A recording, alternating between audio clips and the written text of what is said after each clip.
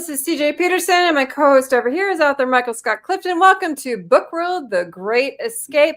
Today we have a very hot topic that has been the author world and been the buzz of the author world. It's AI in writing, proofreading, pretty much in the author world.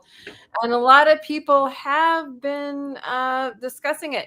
I've seen a lot of things on it, a lot of posts on it, and a lot of things on it. And we're going to actually sit down and talk about it today for about the next 30 minutes on figuring out, do we take it? Do we leave it? Do we use it or do we lose it? There's a lot on this to unpack, and we've got a lot in it. I pulled a couple different posts on my author websites that I'm on and author groups that I'm on. And I think we need to talk about this. There's a lot. There's a lot we need to talk about, guy. Mike, where do you stand on this, on a couple different things on this? So I think that AI is a tool. Mm-hmm. And like a tool, it's only as good as its user. Mm-hmm. And I think that there's a point, a line in the sand, so to speak, which delineates between using it as a tool, as a creator, as a writer, and using it to do all the content for you with little or no input from the writer. So I do have pretty strong feelings about this, about what constitutes what I would consider the use of AI as an aid to help a writer who is, creating content, creating books, creating their own writing, and one that is using it basically to do all the work for them. Mm-hmm. And that, I think, is where I draw the line in the sand. And I think, of course, we're going to talk about that today. And where exactly is this line? When does it cross? That, so to speak. Elizabeth says, looking forward to this topic. At first, I was unsure because I didn't understand, but my brother, which is in the tech world, calls it a very smart fifth grader. It can do cool stuff, but it can be abused, definitely. I'm going to make a couple points, and then I'm going to actually summarize mine more toward the end. And my points are going to kind of come across as we talk about the different points within the points of the questions that we talked about. One of the questions that I ran across in the post was one that was asked for editors. If disclosed that they used AI to write the book, would they still be interested in helping to edit the book? This was a question posed to editors. Some said no, and they said, here's why. Number one, major publishers have a clause in their contract regarding AI-generated books, human-generated only. I could see that. Number two, the title of author is earned, and this is actually a quote from the author's name is Jackie Stepp, Jaqui is the name. And the reason I'm giving this person, I'm actually spelling and saying the name because it is almost a quote, and it is a very good quote, which is why I'm actually saying their name on here.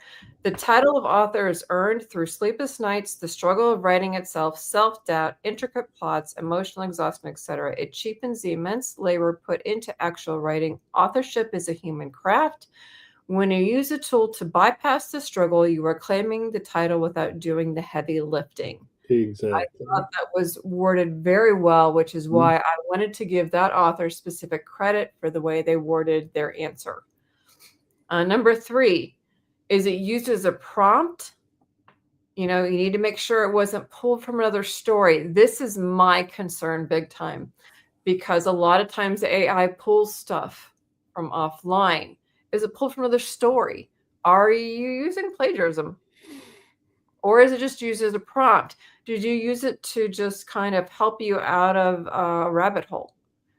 If so, did you just, use it as the idea to pull you out of where you were stuck in a plot bunny? Did you use just as the prompt to say, okay, that's a great idea, and then pull it out? If so, that's great. Somebody put, in my opinion, a writer should have no AI usage rule. I write myself, and I just feel like AI is an insincere way of going about creating something. Totally agree. Okay. Another one put, one author is using AI to organize her thoughts.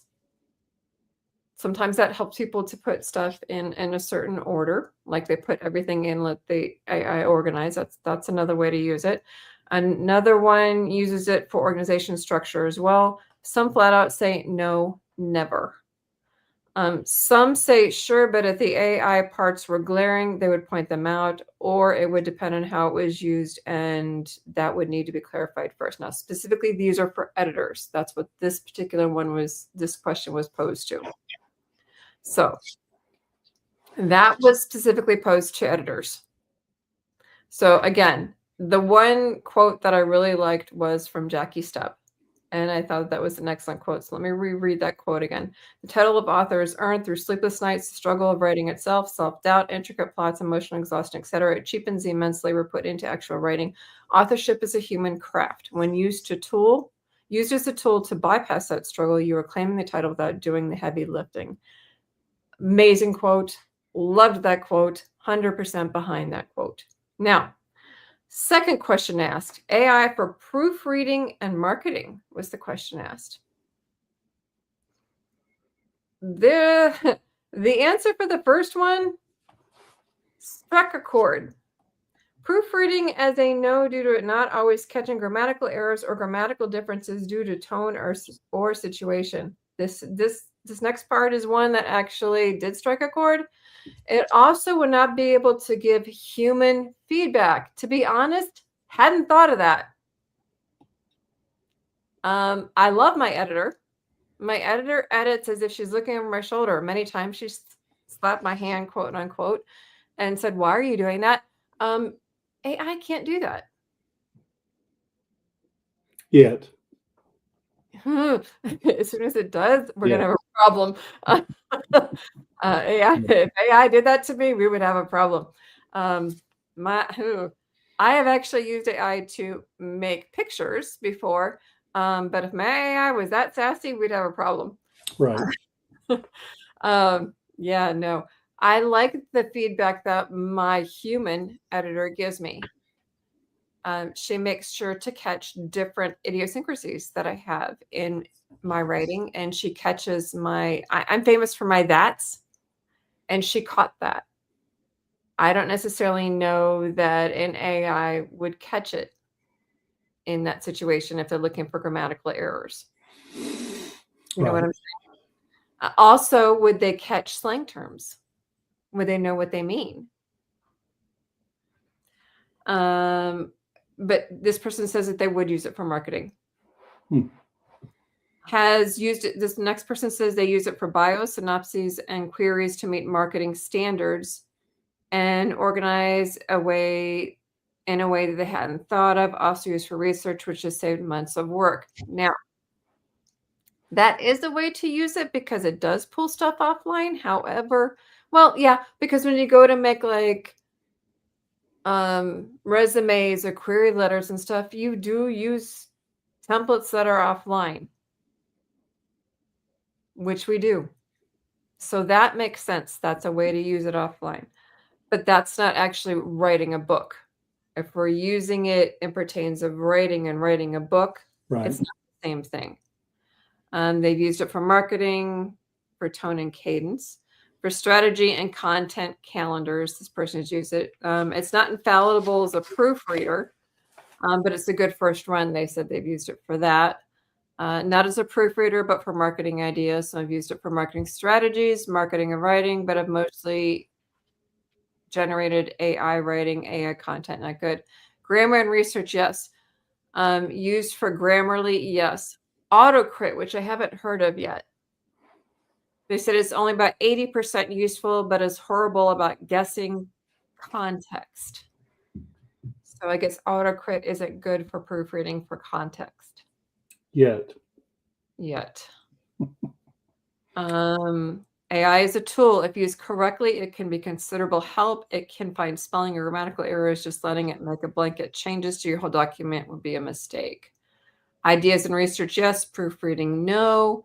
Can be used in limited capacity, such as proofreading. AI's incredible capacity when augmented with a human. Can it catch patterns is my question. And again, the feedback of a human and an opinion. So again, the same idea is the fact of, can it catch everything that a human can do? Right. I have the issues with that. Can it actually catch everything that a human can do? I don't think so, not yet. And the fact that I wouldn't think. Depends on your point of view.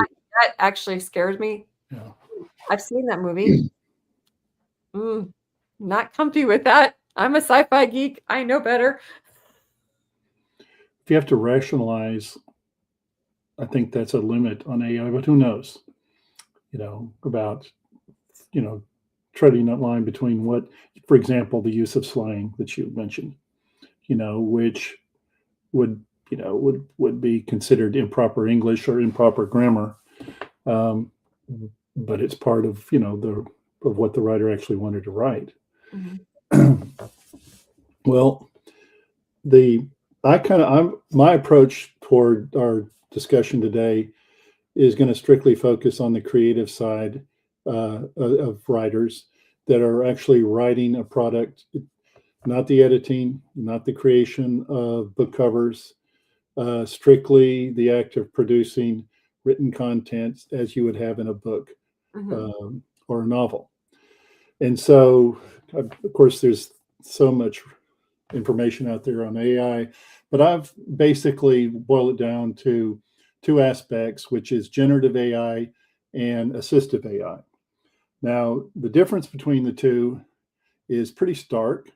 There are some lines that are blurred there, but generally, generative AI creates new content, and it creates new content from scratch based on prompts, while assistive AI refines,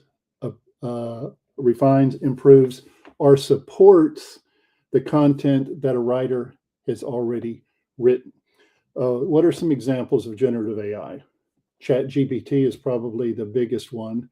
Gemini, Jasper, assistive AI aids would be Grammarly, ProWriting Aid, WordTune, and they enhance existing work. And so the generative part of AI basically is creating the content for you. Now, it is true that you have to provide a prompt in order for AI to generate this content, but still it's doing most of the heavy lifting for you, as opposed to assistive AI, which, for example, maybe you're searching for a synonym, maybe you're searching for a phrase, maybe you're searching for a way to rephrase a sentence, but it's the assistive part. Again, generative AI is doing the work for you. Assistive AI is helping you with your work as a writer. Okay, here's some other examples of the difference between generative and assistive AI. Mm-hmm. So generative AI is a content creator. Assistive AI is an editing partner. Generative AI, the input comes from prompts and instructions, whereas the input for assistive AI comes from your draft text. The output for generative AI would be new text ideas and outlines, whereas with assistive AI, it would be suggestions for improvement. With generative AI, the usage would be, and this bears repeating because it comes up again and again, it is creating from scratch. Whereas assistive AI is refining, it's fixing, it's enhancing. And finally, what is the human role in generative AI? The human role would be as the curator, the editor, whereas in assistive AI, the author is the decision maker. So I think it's perfectly okay to use AI to enhance and assist you in writing. Um, and we've been doing that in a smaller sense for years and years because again, there's been Grammarly's been around, Scrivener, all of these tools, writing programs that authors have used and writers have used for years and years.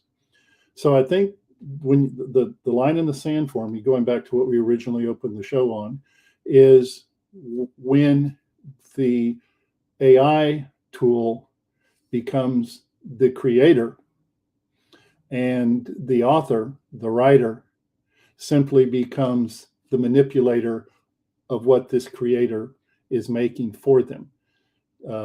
That's doing all the heavy lifting. And the creative part that comes from the human mind is being replaced by what AI is producing.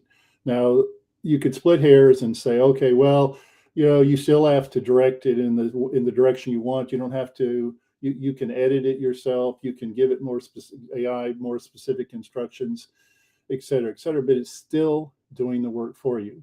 And here's something that we could talk a whole episode on, which I just have a problem with, CJ, and that is this.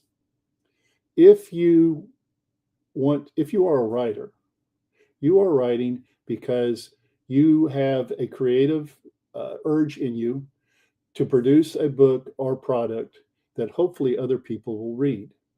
If you have no skill, if you have no ability in that area, why would you want to write a book? Why would you want to produce a novel when that's not in your wheelhouse? Why are you doing it? What's the point? And see, that's another hill I just can't get over. Why are you doing it?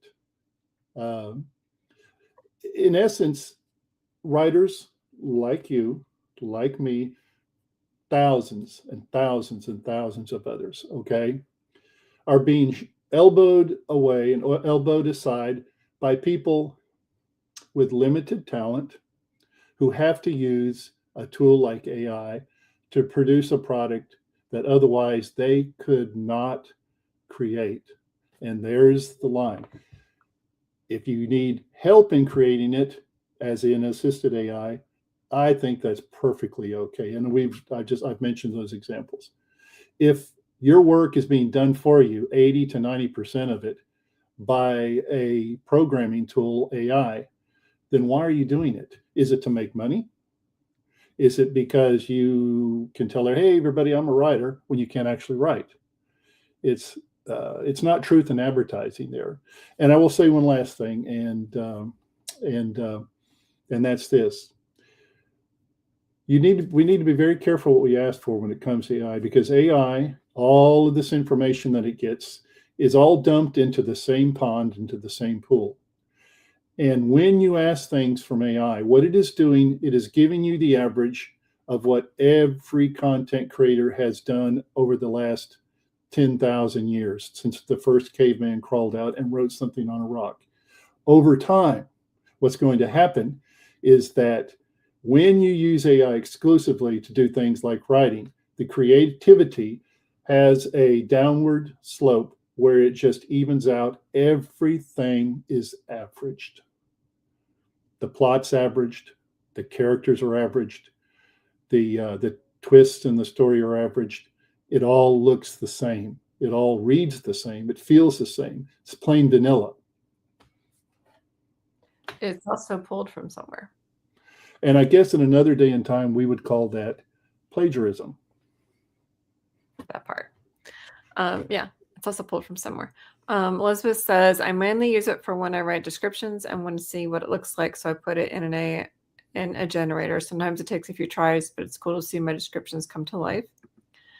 Super RB says, I'm not a fan of AI except spell check and grammar correction. If you need another word, there's such a thing called a thesaurus. Yeah. Wonderful tool to use when you need a word that you're not quite sure how to use. If you don't know how to spell something, there's this thing called dictionary. It's a really cool tool. Someone said, well, AI is here to stay. You can use it. Someone suggested AI should be clearly labeled in its own category. That's a thing. Maybe make an AI category, Amazon. AI generated books. If people want AI generated books, they can have AI generated books. Doesn't Amazon already require some sort of notification when you try to publish that it's been AI generated or not? Since I don't do that myself, I've heard that, but I'm not sure if that's true or not. I don't know. But I did also hear that AI agents are turning down people for using AI. Contracts have AI clauses in them now. Some authors won't work with you. Influencers won't also share some of your contact. Editors won't work with you. Let's see what else. Let's see what other things I've seen on here.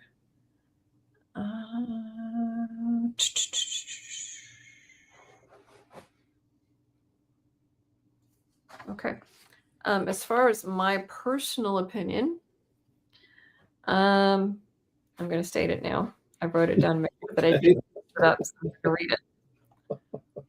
Wait, let's see. Elizabeth says, yes, Amazon does ask if you use AI to write the book. Good. But do they actually label it on Amazon, Elizabeth? That's my question. They might ask you, but do they label it as an AI written book? I think they do, but again, I'm not sure about that. Here's my personal opinion. AI pulls from other authors. Using AI is dangerous, but is also a tool. Using it as prompts for an idea is not necessarily a bad idea. To bounce ideas off of, again, not a bad idea. To pull directly from it, I wouldn't do it. To use different wording, that's what a thesaurus is for. To figure out how to spell something, that's what a dictionary is for. To organize, sure. To market, sure. It's a tool. That's all. I've actually used AI generated pictures for it. However, it was the most frustrating thing to do with because working with AI can be extremely frustrating. I'm just telling you right now, it is not the most user-friendly at times. They can be very infuriating to work with. Just telling you. I'm not sure how others work with them every day. It's up to you how much or often do you choose to work with it.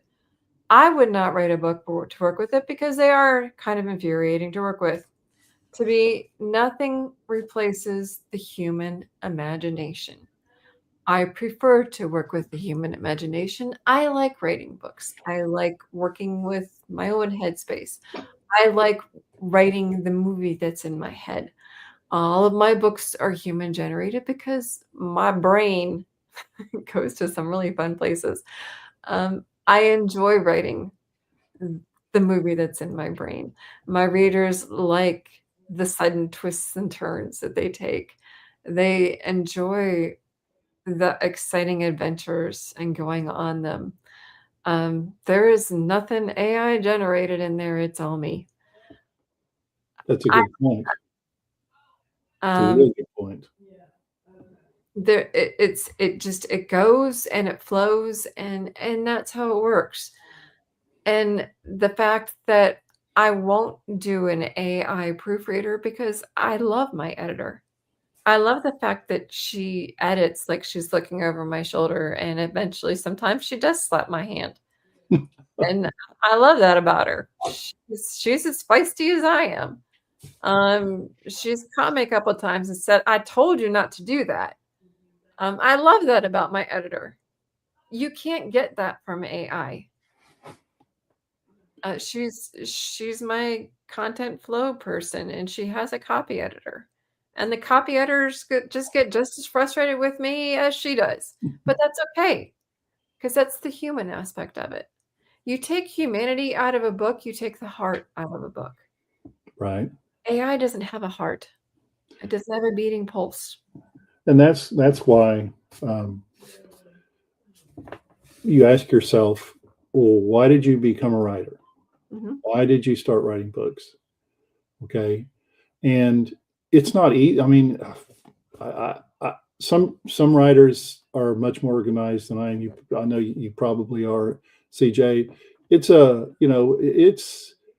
It's hard work, but I do it because I enjoy doing it. And if the reason that, and I'm using myself as an example, that I started writing was because I enjoyed the process, I enjoyed the challenge, and I thought I could produce a product that, say, other people would like to read. That's what motivates me to do it. And if you take that away, and I let a AI do the writing for me, it basically has removed the reasons I started writing in the first place, which is, in the enjoyment of creating a product. Mhm. Again, I don't understand why someone would want to use a tool like AI to do all of the heavy lifting for them, and you're not really part of the process. It's almost like you're just an interested observer standing back and watching it happen. So I write, and of course, I don't know about you, CJ, but I haven't gotten rich off it.